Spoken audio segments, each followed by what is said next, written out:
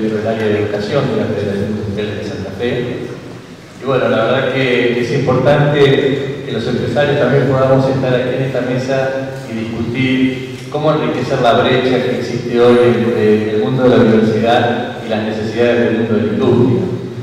El otro día, cuando nos reunimos en una mesa con los panelistas y autoridades de la universidad, veíamos que hay infinidades de incumbencias que tiene la carrera de ingeniería y todo también tiene que ver con el perfil y con las oportunidades que van teniendo los estudiantes de cómo integrarse en un mercado laboral, ya sea en el rubro de la investigación, de la docencia, de emprender, de tener su propio negocio o de trabajar en una empresa. Hoy, yo representando al FIFE, el matiz que va a tener esta presentación es justamente esta experiencia que existe desde el mundo de la empresa. Y una primera reflexión que quería hacer y compartir era cómo se comprende qué es una empresa cuando uno está en un ámbito académico y es el primer salto de integración al mundo del trabajo cuando un joven egresa y va a trabajar en una empresa. Y ahí, con una simple definición de entender la acción económica, una empresa en realidad tiene como finalidad producir bienes y servicios con valor agregado. Y esto es crear riqueza o rentabilidad. Entonces, en la medida que no podamos hacer ese switch de pasar de lo académico y del ámbito científico y de aprendizaje a un ámbito de generación de riqueza, difícilmente vamos a poder comprender qué competencias se van requiriendo para poder desempeñarse dentro de una empresa. Entonces, con esta simple palabrita de rentabilidad, es una de las cosas importantes que hacen después a las competencias de desarrollo en la empresa. Por ejemplo, cuando uno está en el ámbito académico y tiene que estudiar y desarrollar un teléfono, lo va a hacer tratando de investigar las mejores tecnologías y va a llegar a diseñar el mejor teléfono que pudo haber estudiado en su caso de aprendizaje y habiendo consultado todas las enciclopedias y docentes de la materia. La realidad es que en la empresa lo que hay que buscar a lo mejor es hacer teléfonos vendibles y rentables, y tal vez no sean los mejores teléfonos. Y este no es un punto menor, porque es empezar a aprender a convivir con ese conflicto interno de intereses, de que tal vez en la facultad yo había aprendido a hacer lo mejor de lo que me habían solicitado y aprobaba con 10 las materias, mientras que en la empresa no estoy haciendo, yo sé que no estoy haciendo el mejor teléfono, pero ¿sabes qué? Estás haciendo el teléfono que se vende y que le da rentabilidad y genera riqueza. Después hay otro capítulo, que será cómo se reparte esa riqueza. Y ahí también habrá que aprender a vivir en esa dicotomía entre todos los actores que participan en el reparto de la riqueza. Porque ya todos los stakeholders con los que les toca interactuar dentro de una empresa son los que después tienen los distintos intereses para repartir y administrar la riqueza. Pero si no se genera riqueza, no hay empresa viable. Y si no hay rentabilidad, no funciona la empresa. Así que ahí me parecía que era un primer concepto a establecer, el salto del ámbito científico de aprendizaje tecnológico al ámbito de la rentabilidad. Y para esto también hablábamos bastante de las competencias. Y me acuerdo en algún momento cuando yo me inicié hace unos 20 años, también soy ingeniero eléctrico, inicié en el mundo industrial hace 20 años, trabajo en una empresa que se llama Ternium Sideral. Y bueno, por ahí me dicen que estoy medio descargado de ingeniería porque siempre me dediqué al área de recursos humanos. Hoy estoy más volcado al tema de desarrollo social, relaciones institucionales, pero bueno, llevo el título de ingeniero y estoy agradecido a haber atravesado todas las ciencias básicas que creo que en lo personal me dieron la oportunidad y me abrieron puertas a través de toda la formación científica, tecnológica y de pensamiento que tenemos que te hace trabajar en distintas áreas de incumbencias. Y recuerdo cuando hablábamos del sabe, quiere y puede para estudiar las competencias de los jóvenes profesionales en una oportunidad. Después, atravesando y pasado el tiempo, también vimos que hay muchas más dimensiones del trabajo Y el otro día en la mesa charlábamos diciendo, pero todos estamos conformes con la formación tecnológica, pero parece ser que en el mundo laboral hace falta muchas más cosas. Y recién hablaban de liderazgo, de formar, de entender un balance, de prepararse para trabajar en equipos. Entonces, conceptualmente nos pareció oportuno enmarcar todo esto en las dimensiones que genera el trabajo y qué competencias se requieren en cada una de estas dimensiones. Y un poquito más adelante vamos a ver que estas dimensiones se van modificando en función del contexto y que en estos últimos 30 años, parece muy poco tiempo, pasaron muchas cosas y cambió mucho el perfil y las competencias que se requieren para lograr esa rentabilidad en el mercado. Entonces nos parecía, en función, tal vez puede haber otros manuales, pero para nosotros, en nuestra experiencia, nos parece que hay todo un tema de competencias profesionales que son la base tecnológica. Todo lo de la especialidad que ustedes aprenden en la facultad. Hay una dimensión operativa que es la capacidad del hacer, de lograr los objetivos haciendo lo que uno se propuso hacer o los objetivos que tiene dentro de esta empresa. Otra dimensión un poco más elevada es definir lo que hay que hacer, y esa la definimos como dimensión estratégica. Saber qué hay que hacer, poder hacerlo, concretarlo y tener los skills profesionales para lograrlo. Pero todo esto no alcanza si yo no lo hago en una dimensión organizativa social.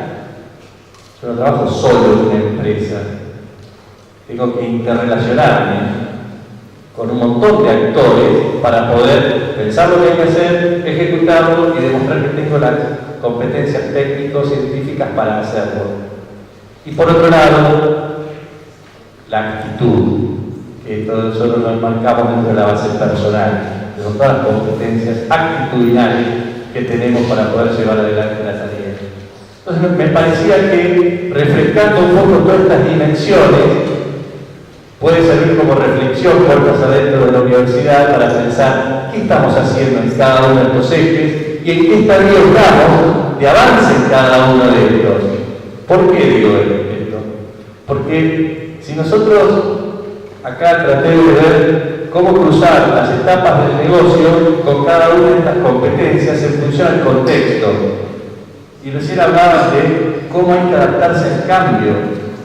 Cómo las cosas que hice en el futuro, si las vuelvo a hacer hoy, no me garantizan el éxito del mañana. Entonces, acá, como decía recién, en 20, 30 años pasaron muchas cosas y esas competencias fueron cambiando. Nuestra experiencia nos hizo agrupar, por ejemplo, antes de la década del 90, allá por los 80, cuando uno estaba en un mercado cerrado, en un mercado protegido, ¿cómo veíamos? Veíamos organizaciones con estructuras muy verticalistas, donde la cultura del trabajo estaba basada en el esfuerzo que uno le ponía al trabajo, el transpirar la camiseta, y valía como indicador de gestión, cuando uno miraba a la hora de ver qué tan productivo había sido, la cantidad con eficacia, es decir, el tiempo y forma si había logrado hacer todo lo que había que hacer. Entonces, en las distintas dimensiones, cuando uno era operativo, había que tener capacidad de realizar la tarea. No hacía falta pensar en estrategia porque en esta estructura, en un mercado cerrado, ya estaba dado el mercado y había que producir los productos para meterlo en el mercado que teníamos asegurado, y con una estructura jerárquica que tenía tantos niveles que el expertise también estaba dando por lo que había que hacer desde más arriba hacia más abajo. Dedicación, esfuerzo, obediencia era un poco lo que garantizaba el éxito en un modelo de negocio de la década de los 80. Y tal vez el vínculo laboral acá en este momento era entrar a una determinada empresa para permanecer si uno iba y transcurría con estas recetas de las competencias. La realidad es que después todo fue cambiando, se abre el mercado ya por los 90 y empieza a haber una competencia. Y cuando uno empieza a salir a la competencia, empieza a mirar si lo que está haciendo lo está haciendo bien.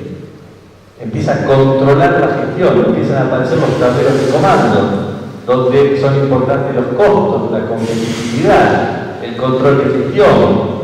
esto de ya empieza a ver el costo-beneficio de realizar o no realizar algo de una determinada forma.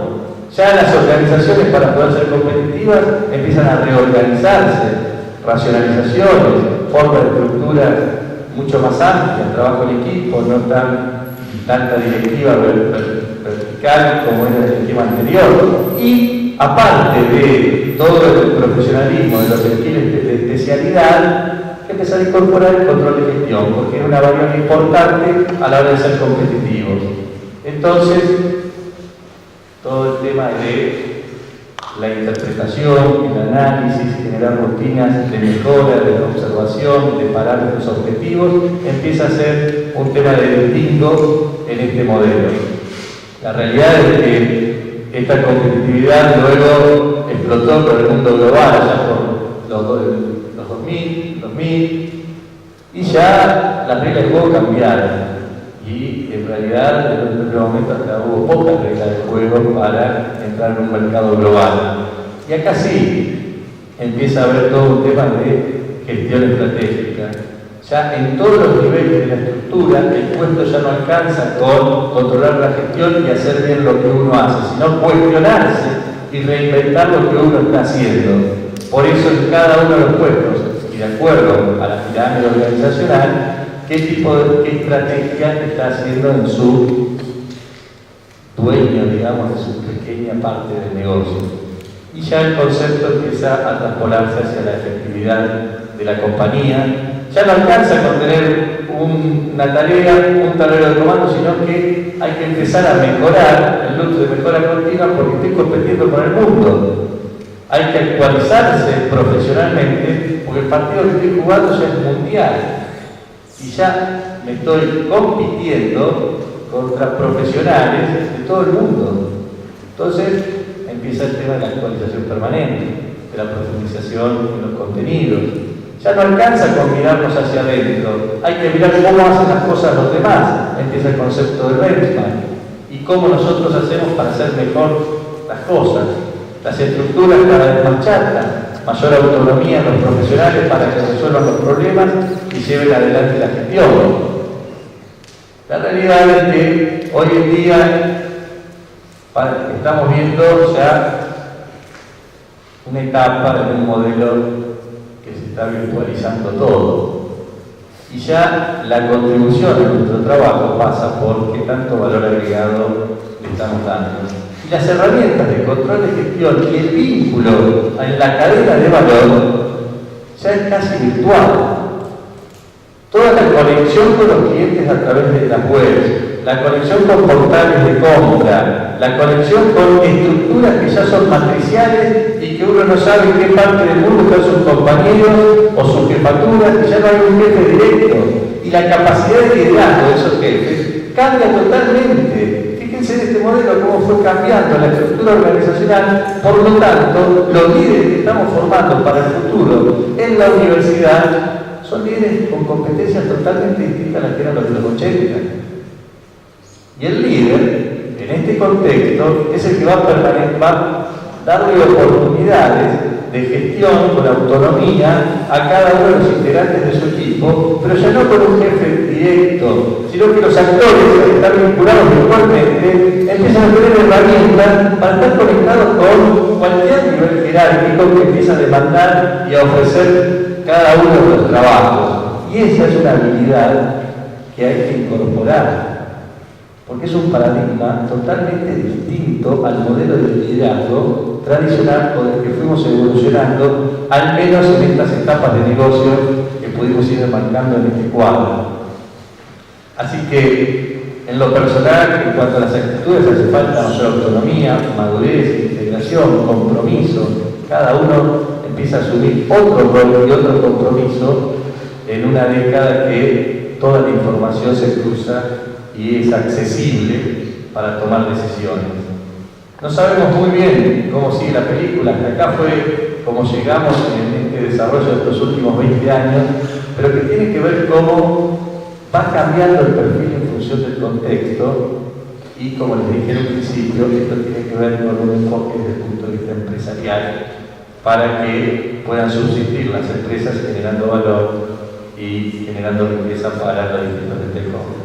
Si uno lo mira, la dimensión de las competencias, ahora, cada una de las que enunciamos en la primera hoja, acá traté de enumerar del 1 al 4, cómo en cada etapa fue creciendo en un eje. Si uno dibuja estos 5 ejes en dimensiones, puede ir viendo cómo fueron pasando escalones y las dimensiones fueron mutando, ¿sí? Desde realizar la tarea hasta la virtualidad, desde no necesitar pensar en lo estratégico porque estaba haciendo la serie, resolver el problema, hasta un valor agregado, tratar de emprender cómo generar valor dentro de esta cadena de mando, no sé, una dimensión organizativa social, vertical, individualista, a algo supermatricial. Es decir, que cuando uno toma las dimensiones del trabajo y lo cruza por el contexto y cómo evolucionan los tiempos, tiene que estar preparado para esa mutación y ese aprendizaje continuo. Así que esta era un poco la reflexión que yo quería dejar. Desde ya, muchísimas gracias.